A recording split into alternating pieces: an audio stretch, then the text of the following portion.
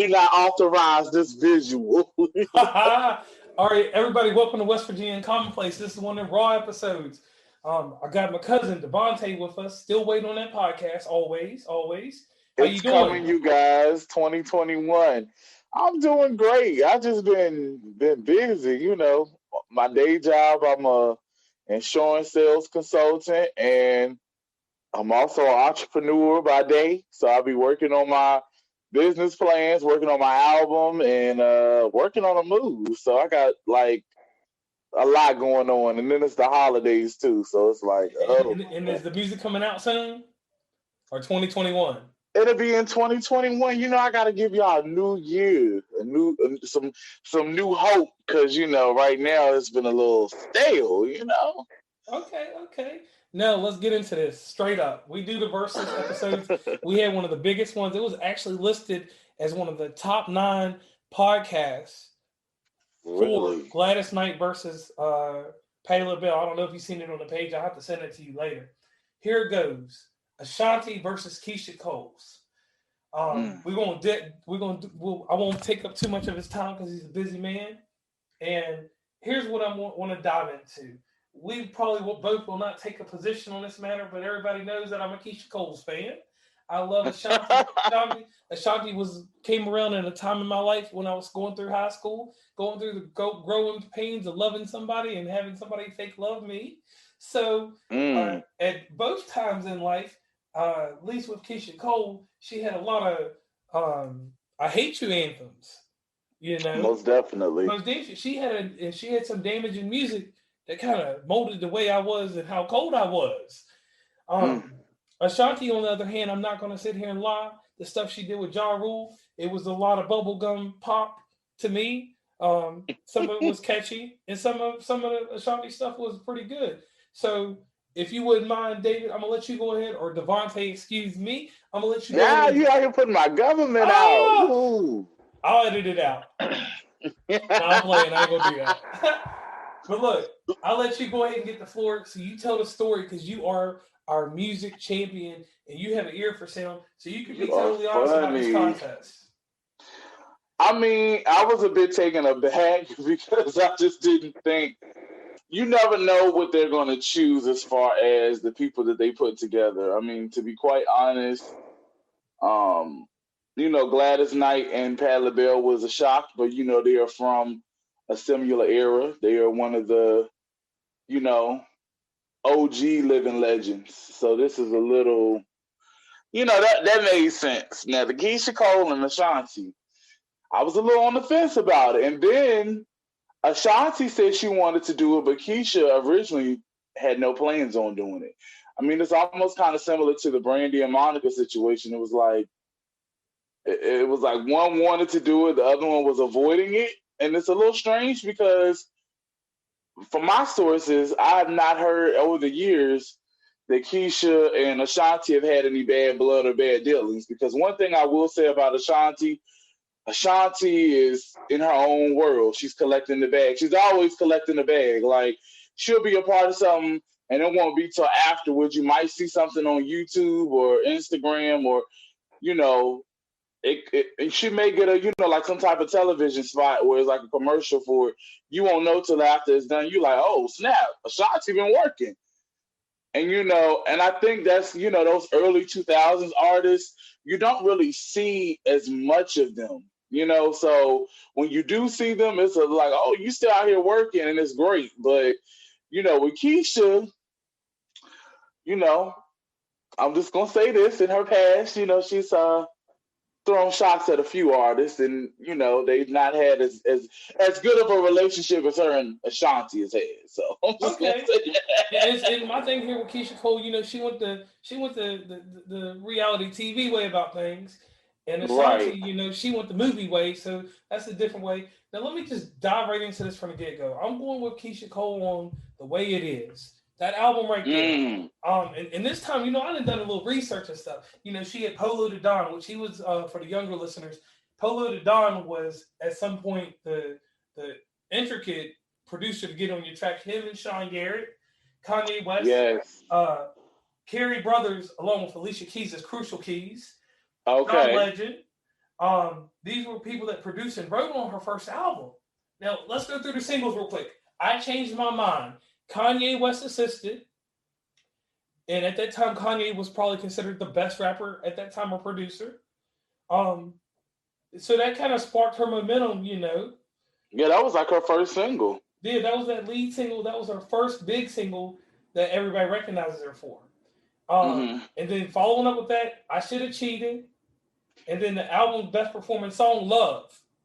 100% honest. Love was what killed the game. In the hood, I changed my mind. You used to see the girls out there with the low lows on, with the Reeboks on, jamming to that. But I'm saying Love, that was that joint. Once you got that thing right there in your system, you was like Keyshia Cole.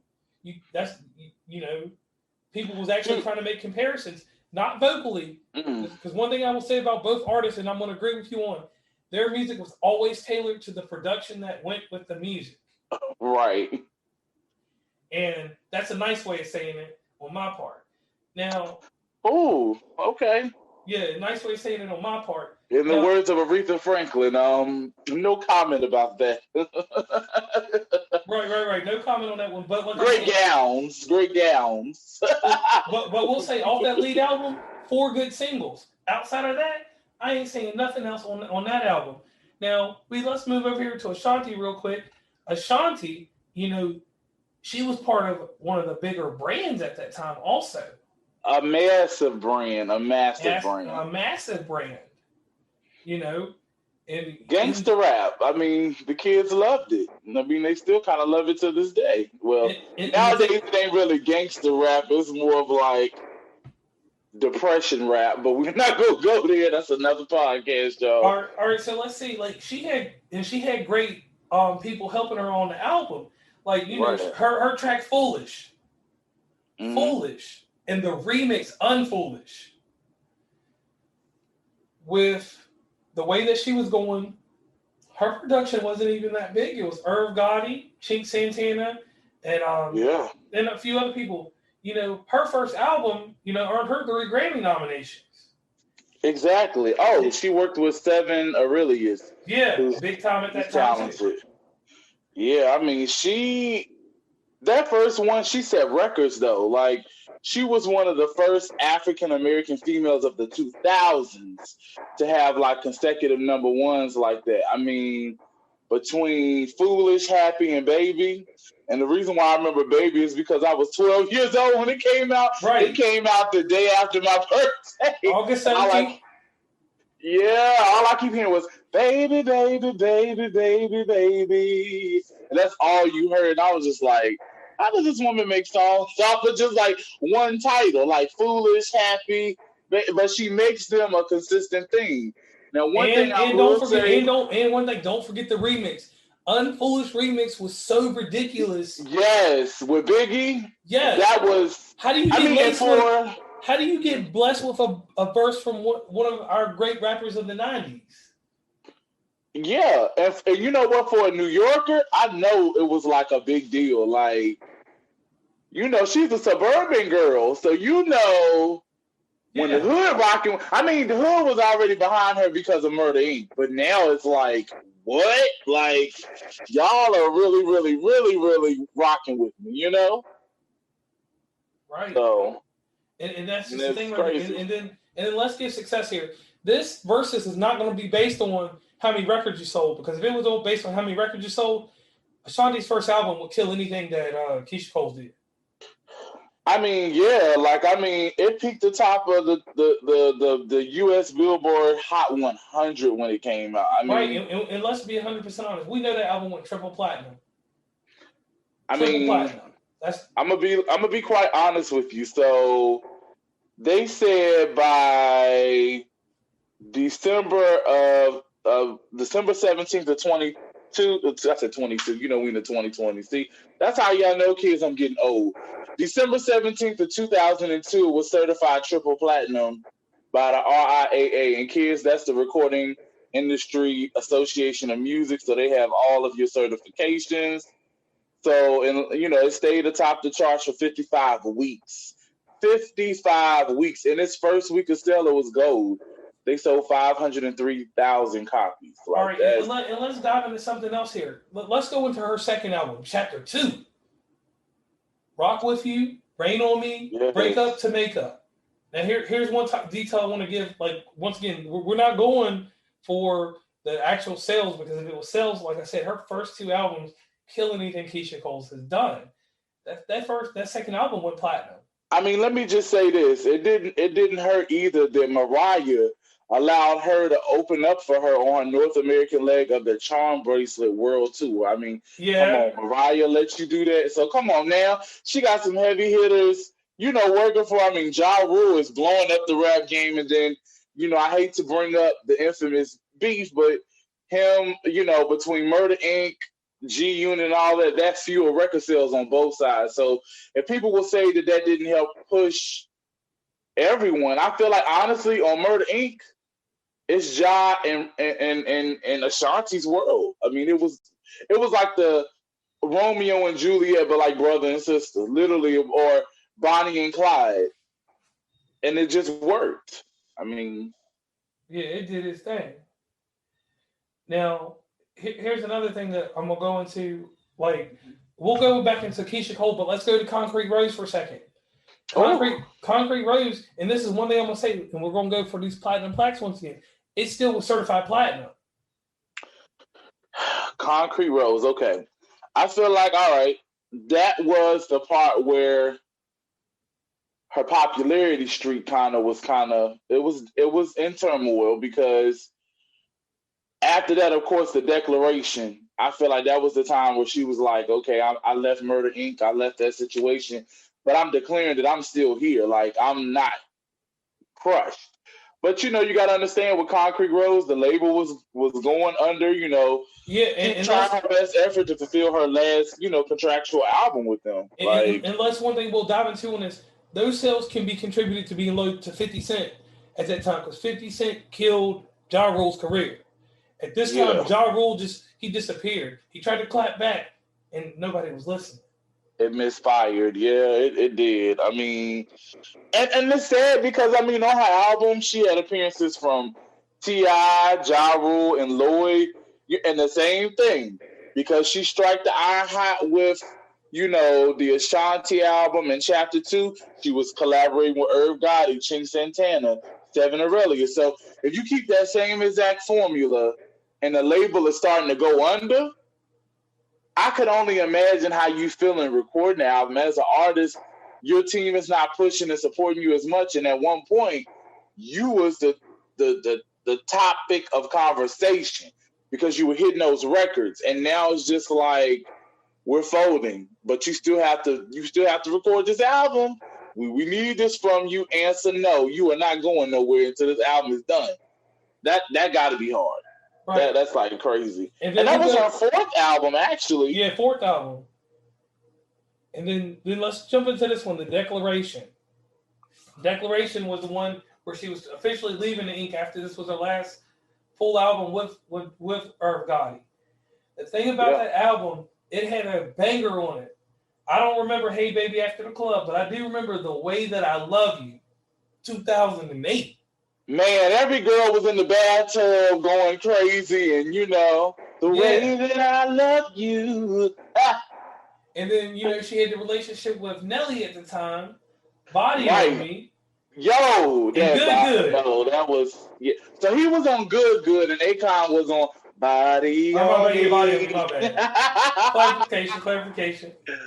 And in all honesty, the production on that album was good.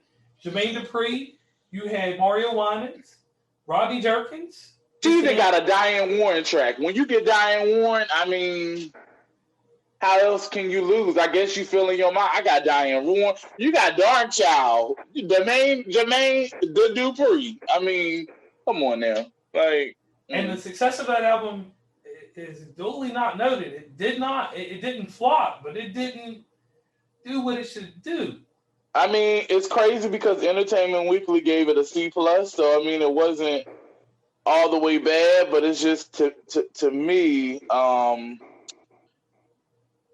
they tried to say R&B fans would spin albums by Mariah, Usher, and Janet Moore and Ashanti, but it needs more pizzazz to compete with them. And I'm just like, I mean, first week sales was like 86,000 copies for the first week. I mean, in the U.S. as of 2014, it sold 297,000 copies, so it didn't even crack gold. But at the same time, I mean, she was still here.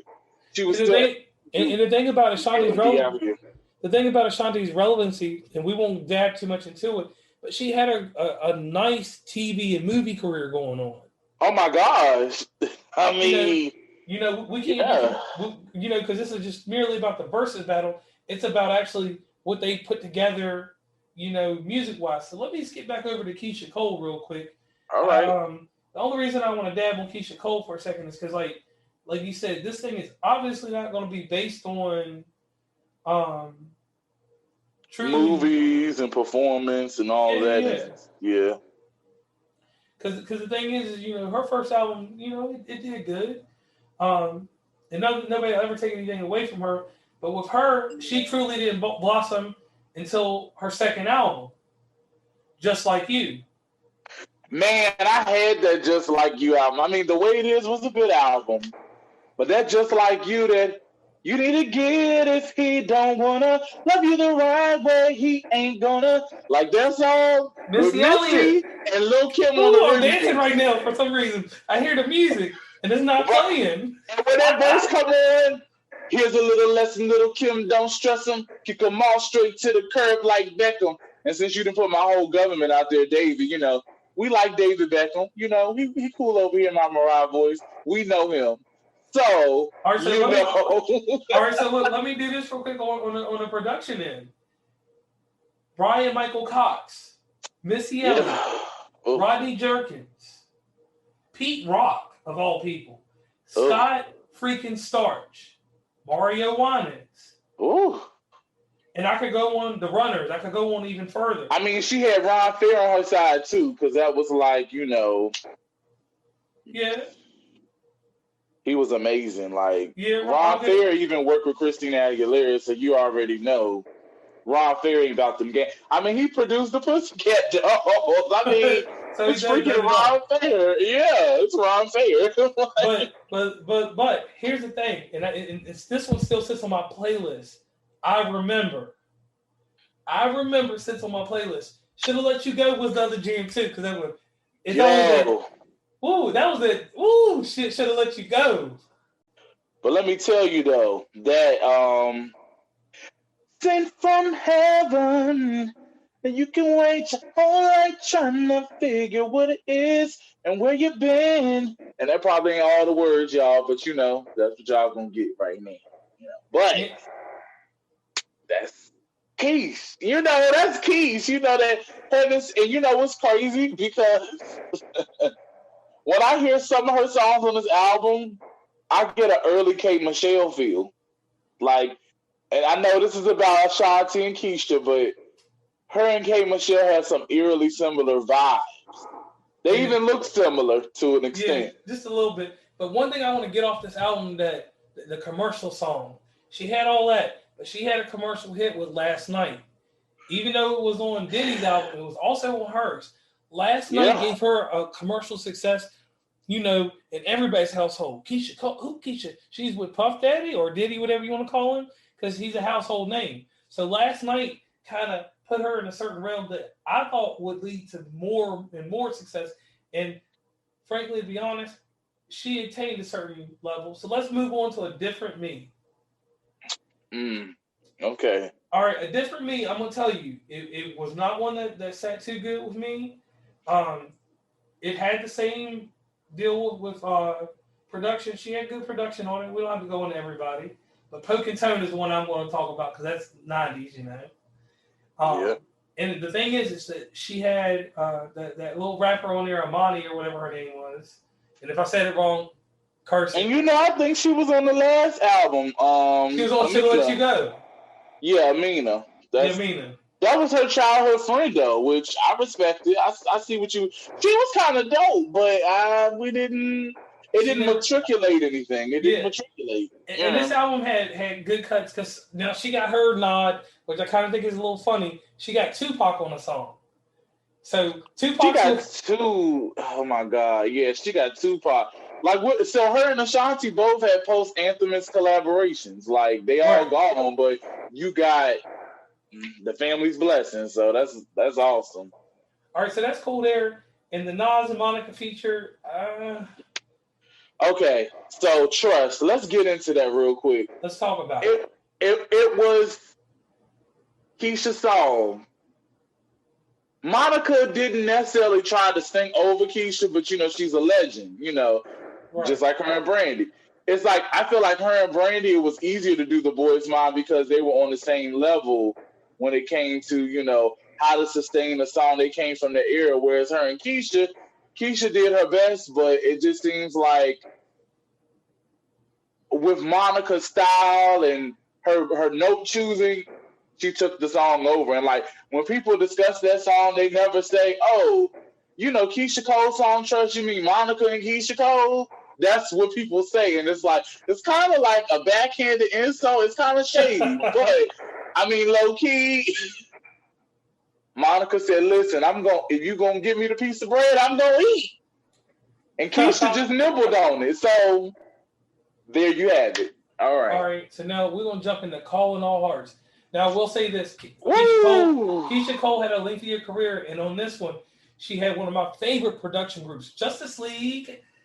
She had Jimmy Jam, Terry Lewis, and once again Ryan Fair, Chink Santana, which is from the realm of Ashanti, Timbaland,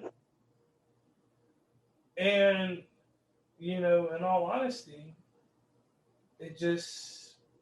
The album to me wasn't. I thought it was gonna do better because she had that song "I Ain't Through." I'ma live it up.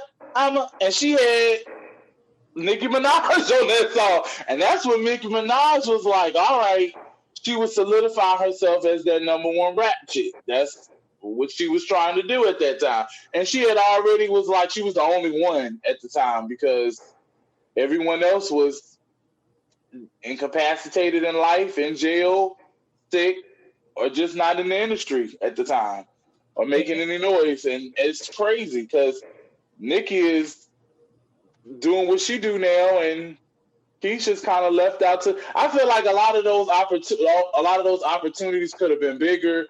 I don't know if the label didn't push it, she didn't push it, but we should have got like a whole bunch of performances with them. I don't know. She could have did some, vocals for a hook on Nicki's song. It just seems like she just never. These big opportunities never went anywhere. And my thing too is like, all right, Tired of Doing Me with Tank. That's the only track I'm gonna say that it should have been released as it should have got single rotation somewhere. I mean, a credit to it, like that album, I will say probably had her best features on it. Well, what about Take Me Away? That was on the popular side. Yeah. I don't know. Like that. I love my baby. But me and you both know, let's be honest, that's one of them. That's really an Ashanti track that she got. That was shady right there. Let's just keep real. That was an Ashanti track she got that Ashanti just didn't do at that time. I know that. I love my baby. That just make me laugh. But is that not an Ashanti track for real?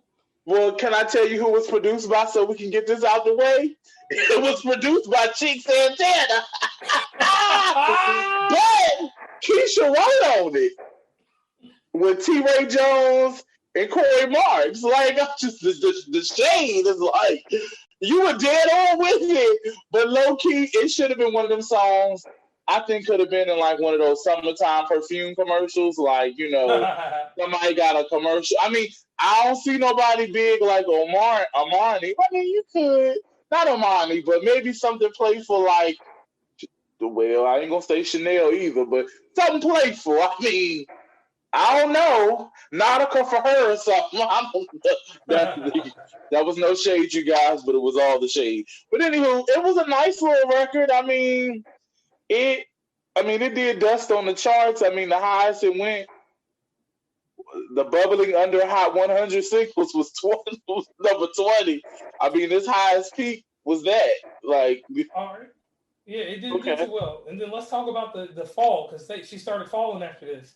Woman to Woman. What did you take away from that album? Ooh, she finally worked with Ashanti. I mean, the woman that we comparing her to right now. I think they was on the signature track, "Woman to Woman," if I'm not mistaken. Yes, they So, were.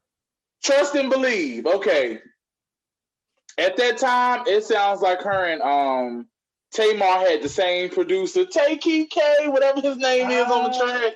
I don't know his name. You know, y'all youngins could tell me. Y'all know I'm getting old, but low key though.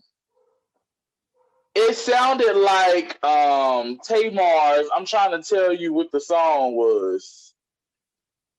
And I seen something interesting on here. Dang, Betty Wright got a writing credit on that. she did. Got a writing credit on that. And that song was well, was it nominated? I don't know. No, she didn't do units on this song at all. She I'm not didn't gonna. do. I ain't even I'm, gonna talk. I ain't gonna talk about the numbers, but like I said, once again, she's always feature heavy.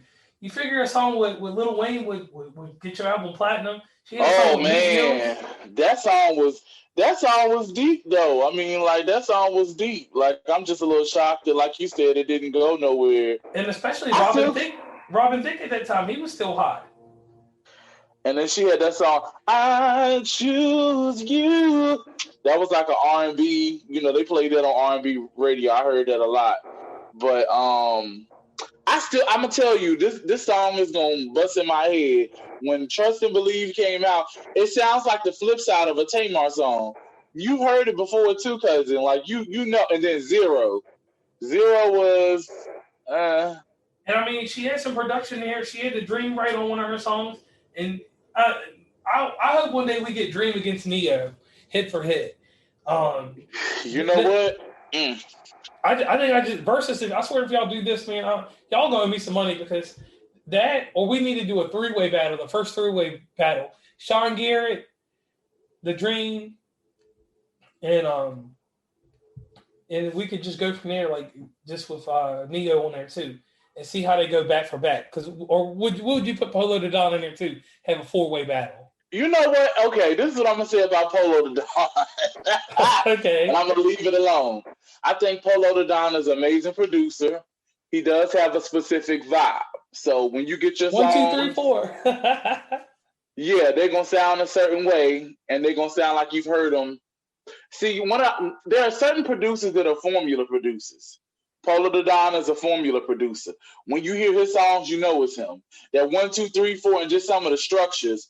And he's also one of the controversial producers because he kind of got carried underneath the bus, you know, with the whole Beyonce shout out. And then it's kind of ironic that we talking about Keyshia Cole and she threw shots at Beyonce too after the Super Bowl, but you know, we're gonna keep it non-political, musical, political here, and stick to the verses. But yeah, you know, you're right though. Production wise, he was hot at the time. Neo was very hot. You know, the Dream, and honestly, I feel like the Dream and Neo should definitely be coming back on some other people's records now. Because I mean, 2021 is like where y'all been hiding for the last 2 3 years. Like I know y'all been working. We need to see I something. mean, I know the Dreams are working, but I ain't heard nothing from Neo. Now, No, well, you know, because I mean, Neo, he'll write the song and produce it, and it's like, whoa, you know, and it obviously it does depend on the singer because you know, like a song like what's the song called? Women Lie, Men Lie. Is that what it's called? I No, think so. Act Like a Woman, Think Like a Man. With Jennifer Hudson on it and Rick Ross. That was Yeah. like, to me, that was kind of different because like he wrote Spotlight for her, did well with it, and then he went to Think Like a Man, and it just was like it didn't really.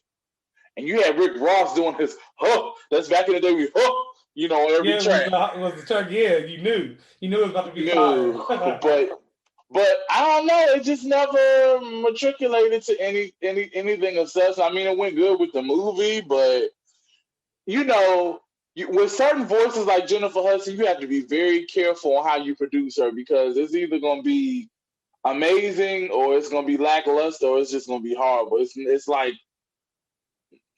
and she's a good singer. I think it just depends on what you give her. Because if you give her too commercial bubblegum or whatever, she's not gonna do well. Because that's not Jennifer. Jennifer is Right. a soul singer. It's like trying to put, it's like trying to put Patti LaBelle on a track that should have been for Madonna. It just don't It work. ain't gonna Like, happen. it ain't gonna happen, Captain. Like, Okay, and then we're gonna, go ahead. yeah. Let's dive into I this was like, last album that's important. Point of No okay. Return. Point of No Return. That's Keyshia You Cole. know what? she knew she wasn't gonna be able to come back from it. That's why. Point of No Return. Oh, Let me be freaking honest about Point of No Return. The label, it was a cash album. You got Stargate on the track. Mike Will made it. DJ Mustard. At that time, DJ Mustard was probably not the hottest thing. He was getting there. But, where I know this album failed, and I'm reading a little bit of a liner, she had a song released on SoundCloud on 11 days before it came on iTunes. That is the first of many things that will tell you that your album's going to do bad. The album only sold 26,000. Like I said, we're not going to go list for list. She had some help on this album. She had 2 Chainz, Juicy J, Future on the deluxe album. She had Wale in August. August, my man. August. Listen, I didn't listen to none of these songs on this album. I'm not sitting here and lie to you. I'm looking at the track listing at this very moment. I'm just realizing. Remember part 2? I didn't hear that. I didn't hear it. Who promoted this album? Like, oh my God, they just said, like, once you put songs on SoundCloud, like, okay, I'm an indie artist.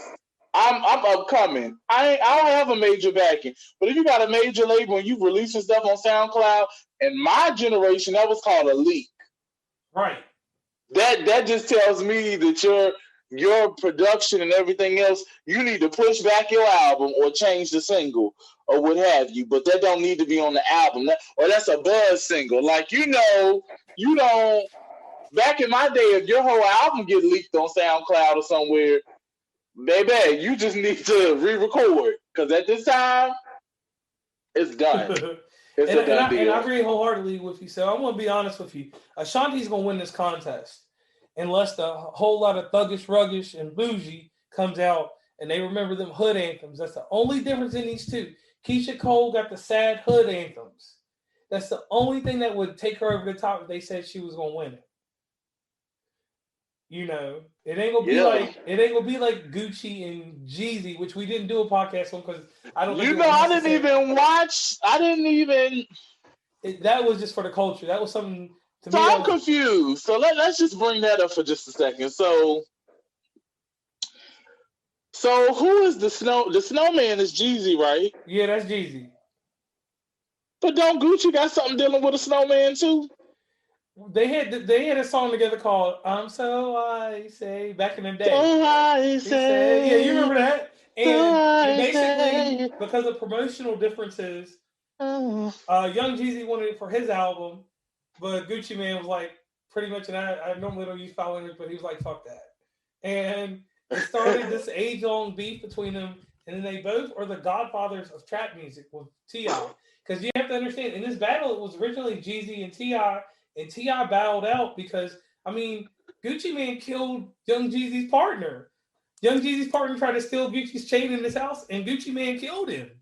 Like, self-defense, but still, it was real beef in the streets. It was, if you was in Atlanta at the time, if you wasn't rocking with one and rocking with the other, you might get shot.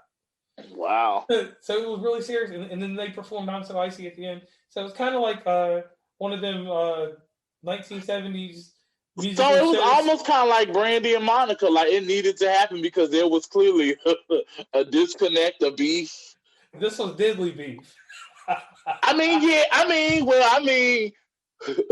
Monica did have Brandy shook talking about, that's back when she used to kick down doors and smack chicks. She said, girl, when you kick that leg up, I got a little nervous there. She said, I don't do that no more. She said, I ain't never did that to you. She said, no, not to me, but she run up on people. She did slap her though. She did slap her back in the day. Yeah, so it was kind of serious. But yeah. So to clear this out, what's your thought? Who's gonna win? I mean, more than we talked about it, I still say Ashanti. But at the end of the day, Keyshia, once we went through all of the catalog, she had some good contenders. So, I feel like you are a Keyshia Cole fan. So I did see we discussed more of Keyshia Cole's catalog, but I guess, Ashanti did have a more of a drawn out catalog. It just wasn't after a certain amount of albums, we don't recall those songs. But the thing with Ashanti, and I'll say this at the very end of this, Ashanti has the better success. At the end of the day, Keyshia Cole's still making music, but Ashanti only had to put out 3 albums, and she was already. Yeah, she was solidified. She was a legend. And so, because when we do this one day, when they do this episode, because when Beyonce gets her verses, it's against no one. It'll just be her. Beyonce will just. Honestly, the only person they will put up it against is Rihanna, and I mean, even that is like, because Rihanna is a digital singles girl. Beyonce sells albums, and when people fail to realize that, like, it wasn't until Anti that Rihanna got a #1. Like, I don't know, like her albums, it's so weird. Her music is weird, and that would be one for the ages. But like I said, Beyonce walks out on the Verzuz and just drops the mic.